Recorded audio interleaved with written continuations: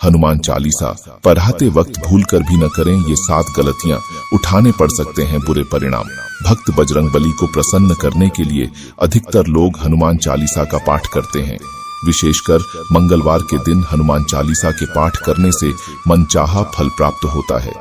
हनुमान चालीसा के लिए किसी खास नियम की आवश्यकता नहीं होती है, लेकिन कुछ छोटी छोटी बातों का ध्यान रखना जरूरी होता है। हिंदू धर्म के अनुसार हनुमान की पूजा से शुभ फलों की प्राप्ति होती है। ऐसा माना जाता है कि उनकी पूजा से लोगों की समस्त मनोकामनाओं की पूर्ति होती है और शुभ फलों की प्राप्ति होती है। इसी वजह से उनके भक्तजन उन्हें प्रसन्न करने हेतु कई विशेष उपाय आजमाते हैं। ऐसी मान्यता है हनुमान चालीसा में लगभग 40 चौपाइयां शामिल हैं। ऐसी मान्यता है कि यदि कोई व्यक्ति हनुमान चालीसा का पाठ करते समय सभी नियमों का पालन नहीं करता है तो उसे पूजा का पूर्ण फल नहीं मिल पाता है। तो आइए जानते हैं हनुमान चालीसा का पाठ करते वक्त किन गलतियों से बचना चाहिए। लेकिन उससे पहले अगर आप भी चाहते हैं कि बजरंगबली का आशीर्वाद आप पर बना रहे तो इस वीडियो को एक लाइक करें और कमेंट बॉक्स में जय बजरंगबली जरूर लिखें। नंबर 1, ज्योतिष मान्यताओं के अनुसार जब कोई व्यक्ति सही तरीके से हनुमान चालीसा का जाप करता है तो उसे बहुत लाभ होता है। वहीं आपको कभी भी चालीसा का पाठ बीच की किसी चौपाई से नहीं करना चाहिए। यदि आप हनुमान चालीसा पढ़ने जा रहे हैं तो इसे एक साथ पूरा क्रमबद्ध तरीके से पढ़कर ही उस स्थान से उठना चाहिए। कभी भी बीच की किसी चौपाई से पाठ शुरू न करें। नंबर 2, ऐसा माना जाता है कि यदि आप घर में हनुमान चालीसा का पाठ करते हैं तो हमेशा शुद्ध तन और मन से मंदिर में दीपक प्रज्वलित करके हनुमान जी का ध्यान करते हुए पाठ करें।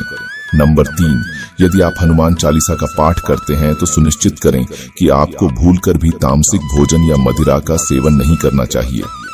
ऐसा करने से आप हनुमान जी के क्रोध का पात्र बन सकते हैं। हनुमान जी बाल ब्रह्मचारी हैं और हमेशा मांसाहारी चीजों और शराब के सेवन से दूर ही रहना चाहिए, तभी आपको पूजा का फल प्राप्त होगा। नंबर 4, यदि आप हनुमान चालीसा का पाठ करते हैं तो ध्यान रखें कि आपको भूलकर भी किसी निर्बल को सताना नहीं चाहिए और किसी से व्यर्थ में झगड़ा नहीं करना चाहिए।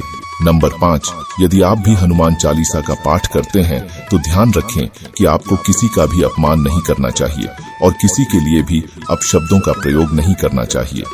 आप अगर हनुमान चालीसा का पाठ करते हैं तो आपको गरीबों को भी नहीं सताना चाहिए, बल्कि गरीबों की सहायता करनी चाहिए। नंबर 6, यदि आप हनुमान चालीसा का पाठ करते हैं तो आपको किसी भी प्रकार का अपराध नहीं करना चाहिए। आपको किसी के साथ छल कपट करने से भी बचना चाहिए और झूठ नहीं बोलना चाहिए। अगर आपके मन में किसी के प्रति छल कपट और द्वेष है तो इससे आपको पूजा का फल कभी नहीं मिलेगा। नंबर 7, हनुमान चालीसा पढ़ने में जल्दबाजी न करें। जब आप हनुमान चालीसा का पाठ करते हैं तब आपको कभी भी जल्दबाजी नहीं करनी चाहिए और कभी भी इसके किसी श्लोक का उच्चारण गलत तरीके से नहीं करना चाहिए। इसका पाठ हमेशा धैर्यपूर्वक करना चाहिए।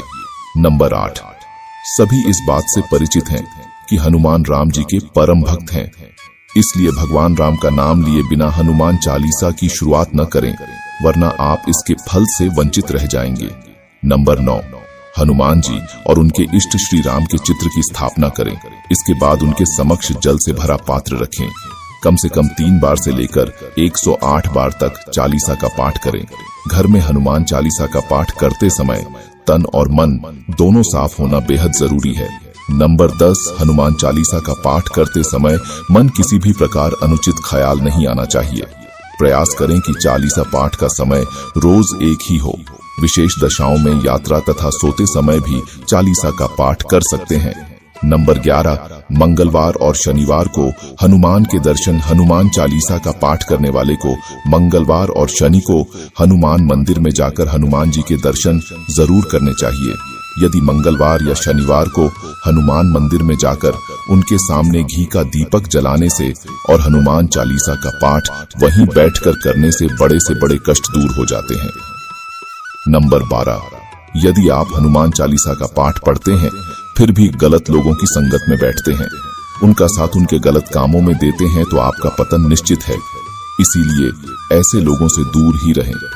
नंबर 13, ज्योतिष के अनुसार मंगलवार के दिन 3 बार पाठ करना बेहद शुभ माना जाता है।